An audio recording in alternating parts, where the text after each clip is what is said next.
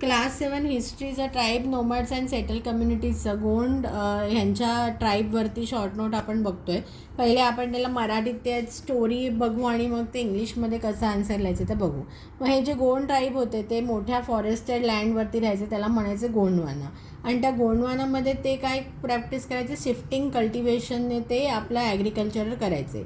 जी Gond tribe जी होती ती छोट्या छोट्या क्लॅन्समध्ये डिवाईड केलेली होती आणि प्रत्येक क्लॅनचा एक स्वतःचा राजा होता, त्याला राय म्हटलं जायचं.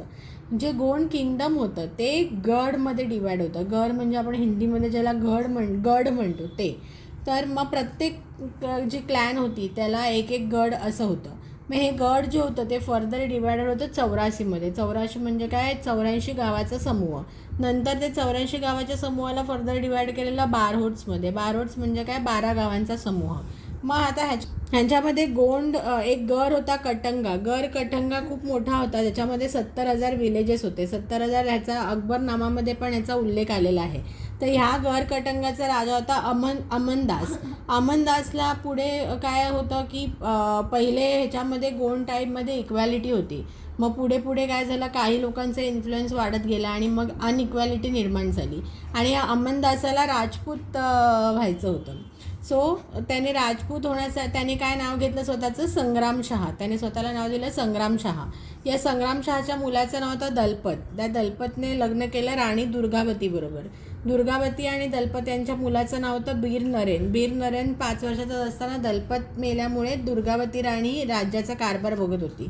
ती खूप चांगल्या प्रकारे राज्याचा कारभार बघायची. 1565मध्ये मुघल एम्परर असफ खानने हल्ला केला त्यांच्या राज्यावरती. तर राणीने खूप फाईट केलं पण शेवटी ती हरली आणि तिने मग आपला जीव दिला आणि असफ खानने गरकटंगाला ॲक्वायर केलं.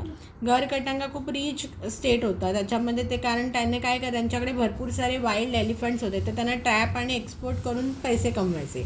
ब्राह्मण receive land grants from Gond raja, म्हणजे ब्राह्मणांना लँड ग्रँट्स मिळायचे. म्हणजे ही मराठीमध्ये अशी त्यांची स्टोरी झाली. आता मग हे शॉर्ट फॉर्ममध्ये आन्सर्स लिहायचे. आपण लिहिणार vast forested region called Gondwana, म्हणजे Gond were living in this Gondwana. They practice shifting cultivation. Gond tribe divided into smaller clans. Each clan had its own raja or rai. Gond kingdom was divided into Gar. Gar was controlled by particular Gond clan. Each Gar, आता हे आपण सेंटेन्समध्ये लिहायचं असं diagrammatic नाही. Each Gar was divided into 84, that is for 84 villages. 84 was further divided into Barhots, that is 12 villages. There was a very rich Gar, which is Katanga, which consisted of 70,000 villages, and that Amandas was the Gond Raja of Gar Katanga. He assumed a Rajput name as Sangram Shah. His son was Dalpat, who married Rani Durgavati. Their son name was Bir Naren. In 1565, Mughal Emperor Asaf Khan acquired Gar Katanga by defeating Rani Durgavati in the battle. Gar Katanga was rich state and it earned wealth by trapping and exporting wild elephants. Brahmins received land grants from Gond rajas. तर असं हे गोंड या ट्राईबवरती short form येतील आणि ह्याच्यावरती बरेचसे questions. So अशा प्रकारे ही गोंडवरती शॉर्ट नोट लिहू शकतील किंवा ह्याच्यामध्ये बरेचसे आपले MCQs पण आपण कवर केलेले आहेत.